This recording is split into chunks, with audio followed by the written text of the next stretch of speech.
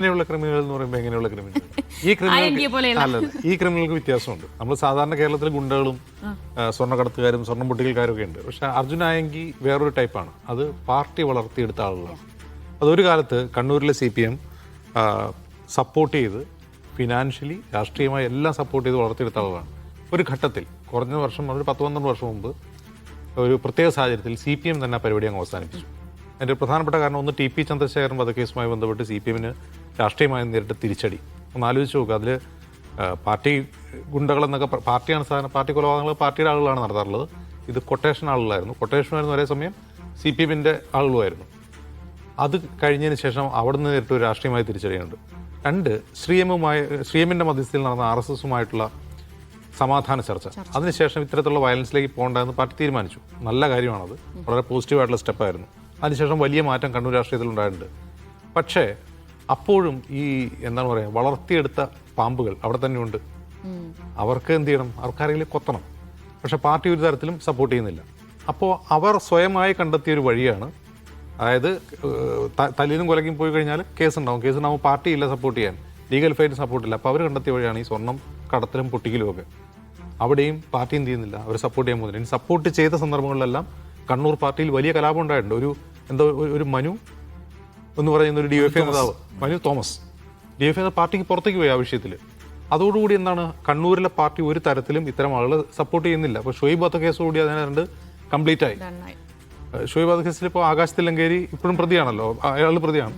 അപ്പോൾ ഇങ്ങനെയുള്ള ആളുകൾ ഒറ്റപ്പെട്ടു പോവുകയും അവർ കൂട്ടം തെറ്റുകയും അവർ വേറെ തന്നെ തരത്തിലുള്ള ഒരു എക്കോസിസ്റ്റം ഉണ്ടാക്കുകയും അവരുടെ കേസ് അവർ തന്നെ വാദിക്കുകയും അതിനുവേണ്ടി അവർ പണം ഉണ്ടാക്കാൻ വേണ്ടി സ്വർണ്ണം പൊട്ടിക്കൽ സ്വർണ്ണം കടത്തുകയും ചെയ്യുകയാണ് ചെയ്യുന്നത്. ഇതിൻ്റെ രസം എന്താണെന്ന് വെച്ചാൽ ഈ ഷുഹൈബ് വധക്കേസ് ഈ സംഭവം ഉണ്ടായതിനു ശേഷം ഇവർ സാമൂഹ്യ മാധ്യമങ്ങളിൽ സജീവമാവുകയാണ്. ഇവരുടെ പോസ്റ്റുകൾക്കടിയിലൊക്കെ വൻ ലൈക്കും ചുവന്ന ഹൃദയവും ഒക്കെയാണ് നമ്മൾ കാണുക. അപ്പോൾ നമ്മൾ സൂക്ഷിച്ച് നോക്കിക്കഴിഞ്ഞാൽ രസകരമായ കാര്യം മനസ്സിലാക്കും. അവരാരും കണ്ണൂർ ജില്ലയിൽ നിന്നുള്ള ആളുകളല്ല, എല്ലാം തെക്കുന്നുള്ള ശാഖകളാണ് ഇൻക്വിലാബ് സിന്ദാബാദ് വിളിക്കുന്നത്. അവരല്ല കൂടുതലും തെക്കുന്നതാണ് ഞാൻ ശ്രദ്ധിച്ചത്. കാരണം എന്ന് വെച്ചാൽ ഇവർക്ക് അറിയില്ല, ഇവിടുത്തെ സിറ്റുവേഷൻ അറിയില്ല. കണ്ണൂർ പാർട്ടി ഇവരെ സപ്പോർട്ട് ചെയ്യുന്നില്ല എന്നുള്ള ബോധം ഇവർക്കില്ല.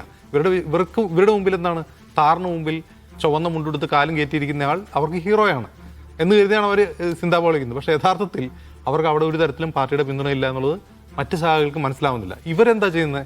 ഈ പിന്തുണയും മുദ്രാവാക്യം കാണുമ്പോൾ ഇവർ വിചാരിക്കും ഇത് കൊള്ളാം, പാർട്ടി നമ്മളോടൊപ്പം ഉണ്ടെന്ന് വിചാരിക്കും. യഥാർത്ഥത്തിൽ ഒരു കേസ് വന്നു കഴിഞ്ഞാൽ ഇവർ ആരും ഉണ്ടാവില്ല, ഈ സോഷ്യൽ മീഡിയയിൽ സപ്പോർട്ട് ചെയ്യുന്നവരുണ്ടാവില്ല, അതെല്ലാം ഒറ്റയ്ക്ക് നേരിടേണ്ടി വരും. അതാണ് ഇപ്പോൾ അവസ്ഥ കാണുന്നത്.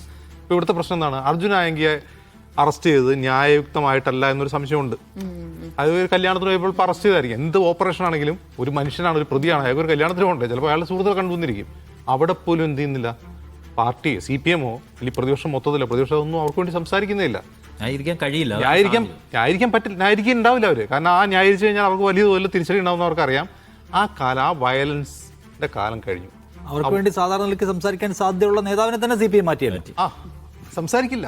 അപ്പോൾ ആ വയലന്റ് പൊളിറ്റിക്സിന്റെ കാലം കഴിഞ്ഞു. അത് കണ്ണൂരാണെങ്കിലും കേരളത്തിൽ എവിടെയാണ്, CPM തന്നെ അതിൽ നിന്ന് പിന്നോട്ട് പോയിക്കൊണ്ടിരിക്കുകയാണ്. CPM-ന് മനസ്സിലായി അതുകൊണ്ട് പുതിയ തലമുറയെ ആകർഷിക്കാൻ കഴിയില്ല ഈ വയലൻസ് കൊണ്ടെന്ന് അവർക്ക് മനസ്സിലായി. അവരെ അതിൽ നിന്ന് പിന്നോട്ട് പോയിക്കൊണ്ടിരിക്കുകയാണ്. ഇങ്ങനെ ഒറ്റപ്പെട്ട കൂട്ടങ്ങളുടെ രോദനങ്ങളാണ് നമുക്ക് കേൾക്കുന്നത്.